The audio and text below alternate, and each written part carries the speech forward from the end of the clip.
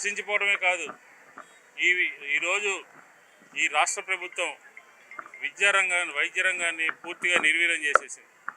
4,000 కోట్ల రూపాయలు బకాయిలు ఉన్నాయి ఆరోగ్యశ్రీలో. ఎందుకని మీరు కట్టట్లేదు? ప్రతి మంగళవారం 5,000 కోట్ల రూపాయలు అప్పు చేస్తున్నారు కదా. ఒక 1,000 కోట్ల 4,000 కోట్ల రూపాయలు మీరు డబ్బులు ప్రజల యొక్క వైద్యం గురించి, ప్రజల యొక్క ఆరోగ్యం గురించి కట్టలేరా? ఈరోజు హాస్పిటల్స్కి వెళ్తే వైద్యం అందనటువంటి పరిస్థితి కనపడతా ఉంది. ఈరోజు ఆరోగ్య ఆసరా అని చెప్పని ఎవరైతే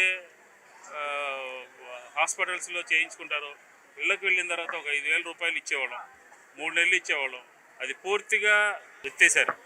ఈ ప్రభుత్వము వైద్య విద్య పట్ల కానీ, ప్రభుత్వ మెడికల్ కాలేజీలు కొనసాగించేటటువంటి విషయం కానీ ఇది పూర్తిగా నిర్లక్ష్యానికి గురవుతుంది అని చెప్పని కూడా ఈ సందర్భంగా చెప్తా ఉన్నాం.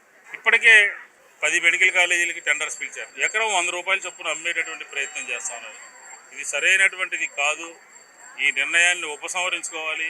మెడికల్ కాలేజీలు, ప్రభుత్వ మెడికల్ కాలేజీలు ప్రైవేటైజేషన్కి దారాదత్తం చేసేటటువంటి కార్యక్రమాన్ని, సంపద సృష్టిని మీ వాళ్ళకు చేయటం కాదు, ఆంధ్రప్రదేశ్ ప్రభుత్వానికి చేయాలి, ఆంధ్రప్రదేశ్ ప్రజలకి చేయాలి అనేదే వైఎస్ఆర్ కాంగ్రెస్ పార్టీ యొక్క ఆలోచన. ఆ ఆలోచనకు తగ్గట్టుగానే మెడికల్ కాలేజీలు ప్రైవేటైజేషన్ మీద 45 రోజుల కార్యక్రమాన్ని తీసుకున్నాం. ఈరోజు రాష్ట్ర వ్యాప్తంగా ప్రతి నియోజకవర్గంలోనూ కూడా ఈరోజు విజయవాడ సెంట్రల్ నియోజకవర్గంలో పెద్ద ఎత్తున ర్యాలీ తీయడం జరిగింది.